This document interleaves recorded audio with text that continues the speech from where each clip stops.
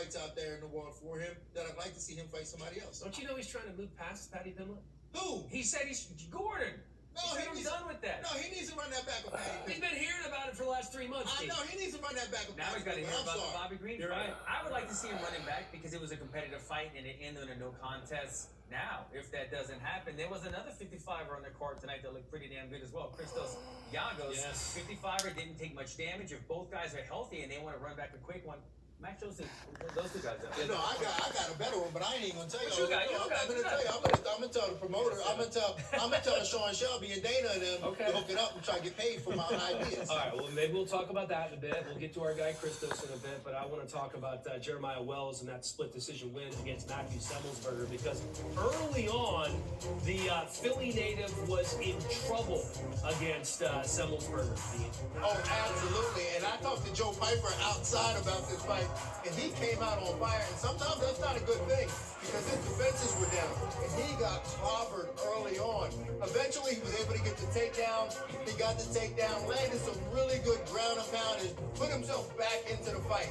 But second round came, same thing. Got clipped again. And at this time, and you see here, his arm went limp behind his back. I mean, this was a fight that could have been stopped right there. Credit to the referee for not stopping it. It just showed how tough Jeremiah Wells is. Came out, got the takedown again, some more solid ground and pound. Showed that he was the more dominant fighter. I mean, this guy's an absolute horse when it comes to takedown. Like, I was looking at him, I mean, he really was playing football with the football players.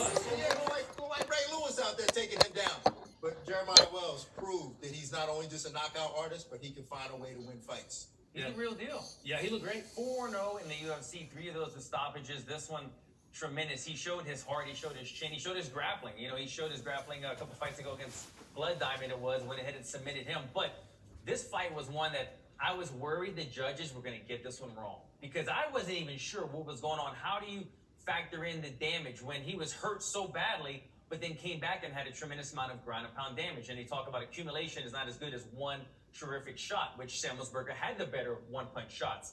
But the accumulation of ground and pound went in the hand of Wells. But I think when you have the equivalent of damage, you have to go to the next tier. And the next tiers are cage control, aggression. And I also have to look at this, momentum. If Wells took Semmelsberger's best shot and ate it, survived, came back, and dominated the last part of the round, you've got to give the momentum to Wells. And so deservingly, he got the win in that one. I think that's a great point about the momentum. So it's the 6th win in a row for the Philly native now, who's with Charles. Thank you so much, guys. Here with the winner, Jeremiah Wells. Congratulations. What a fight that was. And a lot of people actually thought it might have ended early in that first round. It looked like you might have gotten hurt. Was there a second there where you thought the fight might get stopped? Oh, not at all. I knew I could take a hit. I was still there, not even dazed. You know, I had control of his leg. So yeah, I was ready to recover and get back. Well, let's talk about what you did inside the octagon. It was pretty remarkable because we look back on your UFC resume. You only had one takedown so far in fights. Tonight, you had several monster